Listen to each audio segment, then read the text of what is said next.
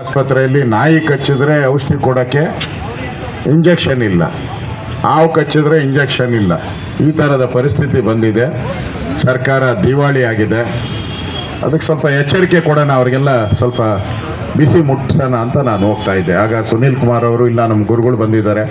ಸುಮಾರು 800 ಕಿಲೋಮೀಟ್ರ್ ಗುರು, 708 ಕಿಲೋಮೀಟ್ರು ಪಾದಯಾತ್ರೆ ಮಾಡ್ಕೊಂಡು ಬಂದಿದ್ದಾರೆ. ನಾವೆಲ್ಲ 200 ಕಿಲೋಮೀಟ್ರ್ ಪಾದಯಾತ್ರೆ ಮಾಡಬೇಕಾದ್ರೆ ಕಾಲುಗಳೆಲ್ಲ ಊದ್ಕೊಂಡ್ಬಿಡ್ತವೆ. ಒಂದು ನಿರಂತರವಾಗಿ 800 ಕಿಲೋಮೀಟ್ರು ಪಾದಯಾತ್ರೆ ಮಾಡಿರೋವಂಥದ್ದು ಅವರ ನೋವು, ಅವರ ಬಾಡಿಗೆ ಸ್ಟ್ರೈನ್ ಅಲ್ಲ, ಅವರ ಮನಸ್ಸಿಗೆ ಆಗಿರೋವಂಥ ಆಘಾತ, ಇವೆಲ್ಲನೂ ಕೂಡ ನಮ್ಮ ಗಮನದಲ್ಲಿ ಇಟ್ಕೊಬೇಕು. ಅವರ ಮಠಕ್ಕೋಸ್ಕರ ಸುನೀಲ್ ಹೇಳಿದಾರಲ್ಲ, ಮಠಕ್ಕೋಸ್ಕರ ಫಂಡ್ ಕೊಡಿ ಅಂತೇಳಿ ಅವರೇನು ಯಾರ ಹತ್ರನೂ ಭಿಕ್ಷೆ ಬೇಡಕ್ಕೆ ಹೋಗಿಲ್ಲ. ನಮ್ಮ ಸಮುದಾಯಕ್ಕೆ ಆಗ್ತಾ ಇರೋ ಅನ್ಯಾಯಕ್ಕೆ ಧ್ವನಿ ಆಗಬೇಕು ಅಂತೇಳಿ ಅವರು ಇವತ್ತು ನಮ್ಮ ಬಂದಿದ್ದಾರೆ. ನಾನು ಪೊಲೀಸವ್ರಿಗೂ ಹೇಳ್ತೀನಿ, ಕಾಟ ಕೊಡಬೇಡ್ರಪ್ಪ ಇವ್ರಿಗೆಲ್ಲ. ನೀವೇನ ಕಾಟ ಕೊಟ್ರೆ ನಾವೆಲ್ಲ ನಿಮಗೆ ಕಾಟ ಕೊಡ್ತೀರಿ ಅಂತ ಹೇಳಿದ್ದೀರಿ ಪೊಲೀಸವ್ರಿಗೆ. ಯಾರು ಕೊಡೋದು ಬೇಡ. ಅವರು ಎಚ್ಚರಿಕೆಯಿಂದ ಈ ಸಭೆ ನಡೆಯೋದಕ್ಕೆ ಯಾವುದೇ ರೀತಿ ತೊಂದರೆ ಕೊಡಬಾರ್ದು. ಸರ್ಕಾರಗಳು ಬರುತ್ತೆ ಹೋಗುತ್ತೆ, ಕರೆಕ್ಟಾ? ಬರುತ್ತೆ ಹೋಗುತ್ತೆ. ಬೇಸಿಗೆ ಬಂದಂಗೆ, ಮಳೆಗಾಲ ಬಂದಂಗೆ, ಚಳಿಗಾಲ ಬಂದಂಗೆ ಬರ್ತಾ ಇದೆ ಹೋಗ್ತೈತೆ. ಆದರೆ ಈ ಸಮುದಾಯ ಪರ್ಮನೆಂಟು. ಈ ಸಮುದಾಯಕ್ಕೆ ಗೊತ್ತಿದೆ, ಏನಾದರೂ ನಮ್ಗೆ ತೊಂದರೆ ಮಾಡಿದ್ರೆ ಯಾರನ್ನು ಬೇಕಾದರೂ ಕಿತ್ತೆಸುವಂಥ ಶಕ್ತಿ ಇರ್ತಕ್ಕಂಥ ಒಂದು ಸಮುದಾಯ ನಿಮ್ಮದು ಅಂತದ್ದು. ಆ ಎಚ್ಚರಿಕೆಯನ್ನು ಕೂಡ ಅರ್ಥ ಮಾಡ್ಕೋಬೇಕು. ಯಾರು ಕೇಳ್ತಾ ಇದ್ದೀನಿ ಅಂದರೆ ಇವು ಬರಬೇಕು. ಯಾರು ಜವಾಬ್ದಾರಿ ಮಂತ್ರಿ ಇದ್ದಾರೆ ಅವ್ರು ಬರಬೇಕು.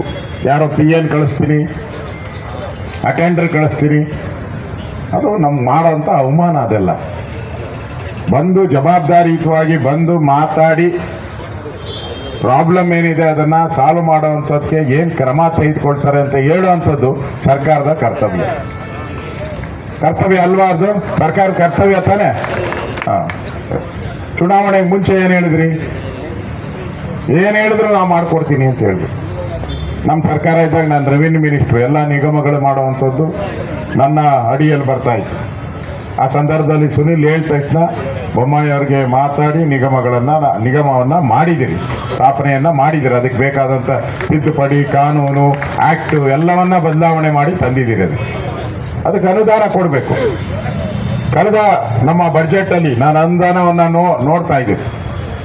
ಯಾವ್ಯಾವ ಜಾತಿ ನಿಗಮಗಳು, ಹಿಂದುಳಿದವರು, ಬೇರೆ ಬೇರೆ ನಿಗಮಗಳಿದೆಯೋ, ನಾವು ಹಿಂದೆ 100 ಕೋಟಿ ಕೊಟ್ಟಿದ್ರೆ ಇವರು ಬಂದ ಮೇಲೆ ಅದನ್ನು 20 ಕೋಟಿ 30 ಕೋಟಿ ಇಳಿಸಿದೆ ನಿಗಮಗಳಿಗೆ.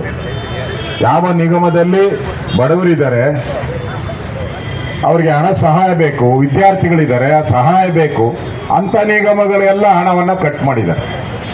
ಅದನ್ನು ವಿಧಾನಸಭೆಯಲ್ಲೂ ನಾನು ಹೇಳಿದ್ದೀನಿ. ನನಗನ್ಸುತ್ತೆ ನೀವು ಈ ರಾಜ್ಯದಲ್ಲಿ ಎಷ್ಟೋ ಜನ ಮುಖ್ಯಮಂತ್ರಿಗಳನ್ನ ನೋಡಿದ್ದೀರಿ ಗುರುಗಳೇ. ಬಹಳ ಮುಖ್ಯಮಂತ್ರಿ ನೋಡಿದ್ದೀರ.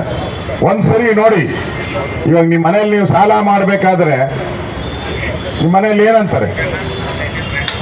ನಿಮ್ಮ ಮನೆಯಲ್ಲಿ ನಿಮ್ಮ ಹೆಂಗಸರು ಇರ್ತಾರೆ, ಮಕ್ಕಳು ಇರ್ತಾರೆ, ಅವ್ರು ಹೇಳ್ತಾರೆ, ಅಪ್ಪ ಸಾಲ ಮಾಡಿ